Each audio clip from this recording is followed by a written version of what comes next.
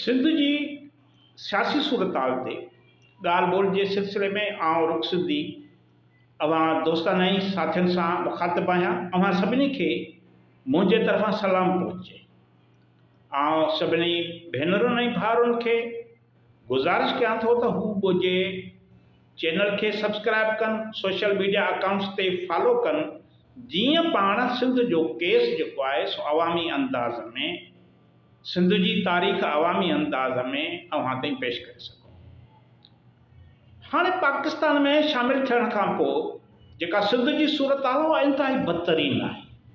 माना पाकिस्तान में शामिल थियण खां पोइ सिंध अहिड़े बदतरीन सूरत हाल खे मुंहुं ॾेई रही आहे जेका इन खां अॻु अंग्रेज़नि जे दौर में बि न हुई।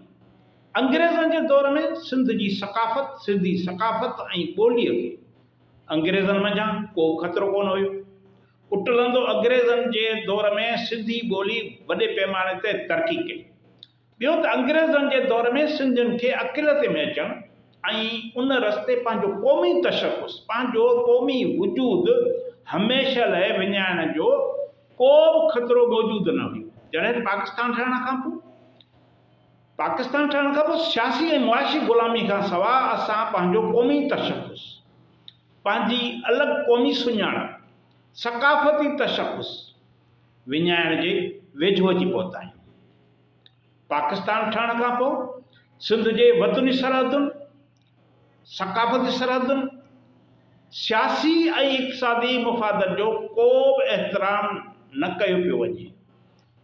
सिंध जूं सरहदूं पहिरें ॾींहं खां धारियल माण्हुनि जी आमद लाइ ॾींहुं राति खुलियल आहिनि, जंहिं करे न सिर्फ़ु भारत मां लखनि जे तइदाद में माण्हू पनाहगीर सिंध में अची वार थिया आहिनि, पर पंजाब, केपी समेत अफ़गानिस्तान, ईरान मां बि हर रोज़ माण्हुनि जी हिकु वॾी लोध अची सिंध ते क़ाबिज़ थियणु लॻी आहे।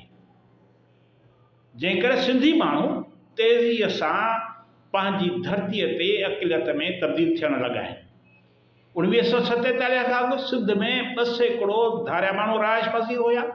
हिन वक़्तु उन्हनि जो जेको तइदाद आहे उहो वधी 48 सैकड़ो थी वियो। हाणे जेकॾहिं इहा जेका ॿोॾ माण्हुनि जी आहे उहा उनजे ॾाढो बंदि न ॿधो वियो त सिंधी माण्हू वाज़िह अक़िलत में बदिलजी वेंदा। पोइ धारिया माण्हू सिंधियुनि खे सिंध छॾे वञण ते मजबूर कंदा। सिंधी माण्हू पंहिंजे वतन ते हक़े हाकिमियत विञाए वेंदा। हाणे सिंध सां जेका हिन वक़्तु पोज़ीशन आहे त पाकिस्तान ठहण खां पोइ न सिर्फ़ु धारियनि माण्हुनि सिंधियुनि खे अक़िलत में आणे सिंधनि वजूद ख़तमु करण जी कोशिशि कई आहे, पर हिन सां गॾोगॾु सिंध जे इक़्तिसादी वसीलनि ते पिणु कब्ज़ो करे उन्हनि खे पंहिंजे कब्ज़े हेठि आणण जो अमल शुरू कयो आहे। पाकिस्तान ठहण शर्त जेके ज़मीनूं हुयूं, दुकान हुया, हिंदू हितां छॾे विया, सनतूं ऐं कारोबार छॾे विया, उहो सिंधियुनि जे हवाले न थियो।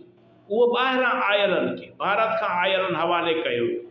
सिंध जे 3 बैराजनि जूं ज़मीनूं, सखर, गुडू ऐं कोटड़ी बैराज जूं ज़मीनूं, लखें एकड़ ज़मीनूं धारियनि माण्हुनि जे हवाले कयूं।